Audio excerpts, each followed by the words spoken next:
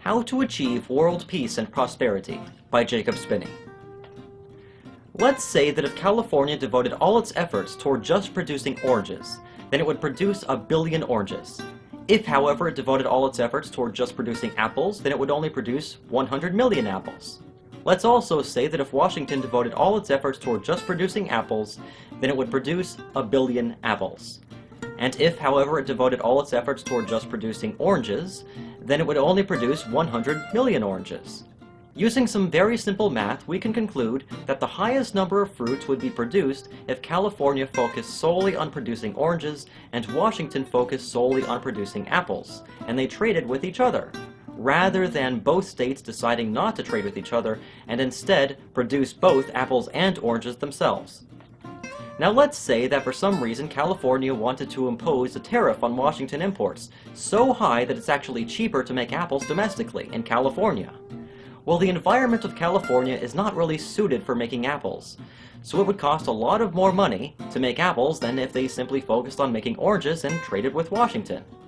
This would result in a much higher cost of apples and thus a lower standard of living for all Californian apple consumers. Free trade is able to make everyone involved become more productive and thus increase their own standard of living. Why then are so many people against free trade when it's between countries? Well, if we had free trade with other countries, then businesses would ship all of our jobs overseas. The notion that free trade causes unemployment is simply false. It may cause a temporary restructuring of the labor force into their most efficient use, but in doing so, it would allow both of you to become far more productive, which results in a net increase in the standard of living. For example, let's say that California has a bunch of apple farms, and the apple farmers would argue that if California lifted its barriers with Washington, then they'd all lose their jobs.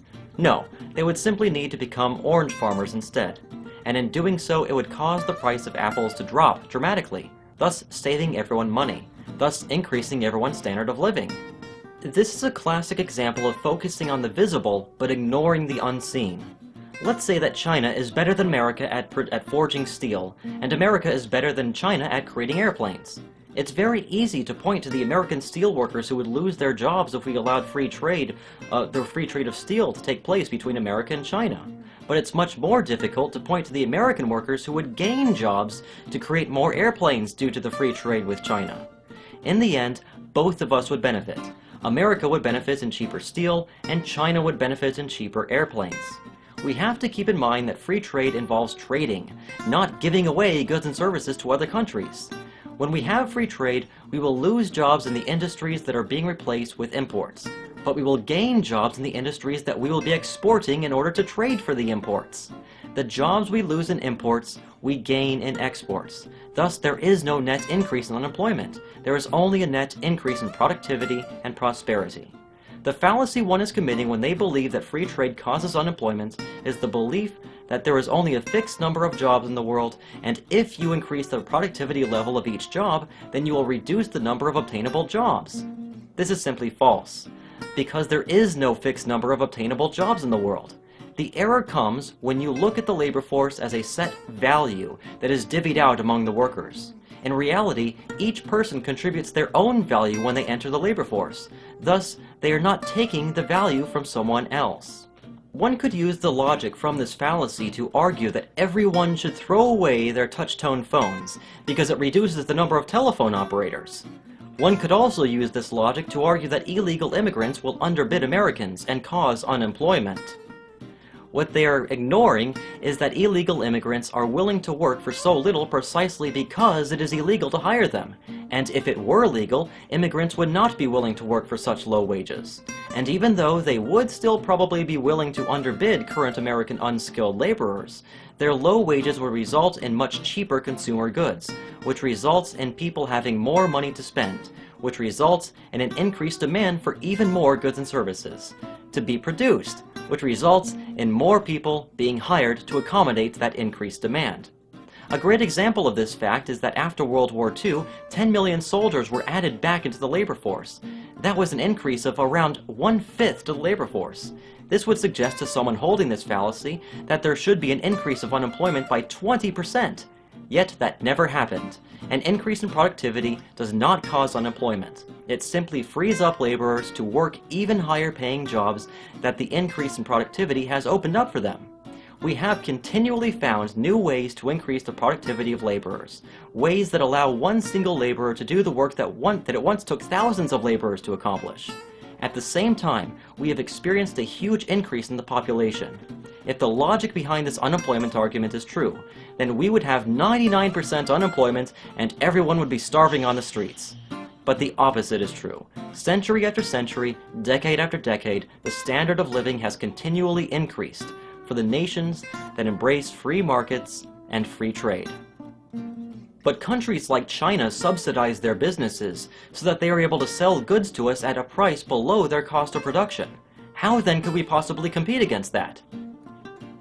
If China is subsidizing their businesses so that they can sell something to us at a price below what it costs to make it, then why should we object to them giving us foreign aid? Since when did free or impossibly cheap goods become a bad thing? That simply frees up our labor force toward working on a more productive use, rather than attempting to compete in vain. But what if there is no good or service that we are better at producing? Even then, free trade is still beneficial for everyone. Going back to our example of oranges and apples, let's say that if California devoted its efforts toward one or the other, then it would either be able to produce 1 billion oranges or 500 million apples. And if Washington devoted its efforts toward one or the other, then it would either be able to produce 100 million oranges or 250 million apples. Not only is Washington less productive at producing oranges than California is in this hypothetical situation, it's also less productive at producing apples for some strange reason. However, even though California is more productive at making both apples and oranges, it happens to be 10 times as productive at making oranges compared to Washington, yet it is only 2 times more productive at making apples compared to Washington.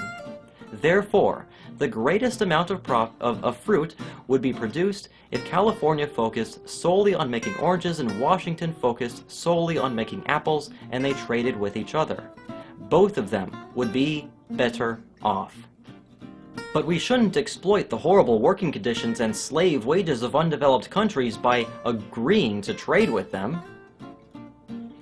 But free trade is precisely what will help the working conditions and wages of undeveloped countries. When you allow free trade, you increase the competition, not just among laborers, but among employers as well. When you have a pool of cheap, unskilled labor, businesses that can outsource to tap into that labor pool will. Thus, you will have more employers competing against each other to hire these unskilled laborers in undeveloped countries. And because of this, they will be forced to bid up wages and improve working conditions so that laborers will wish to work for them rather than the alternative. Let's say that you are a farmer in Indonesia, and all of a sudden the Nike Corporation moves next to you and builds a factory and offers you the job of working in the factory for a wage that gives you a lower quality of life than what you already have being a farmer. Now, do you really think people would accept such a proposal? Of course not. Which is why Nike would have to offer wages and working conditions that offer laborers a higher quality of life than what they already have. By restricting free trade, you are merely causing wages of unskilled labor in developed countries to be artificially high and wages of unskilled labor in undeveloped countries to be artificially low. The vast majority of economists agree that free trade is one of the most simple, cheap, and easy methods by which to dramatically increase the prosperity of everyone. But perhaps the most persuasive argument for free trade is the fact that it stops wars. The more countries trade with each other, the more dependent upon each other they become. The more dependent on each other they become, the far less likely they are to pull out their guns. So the next time you look at the label of something you own and realize it wasn't made in the USA, you should congratulate yourself for contributing to the advancement of world peace and prosperity.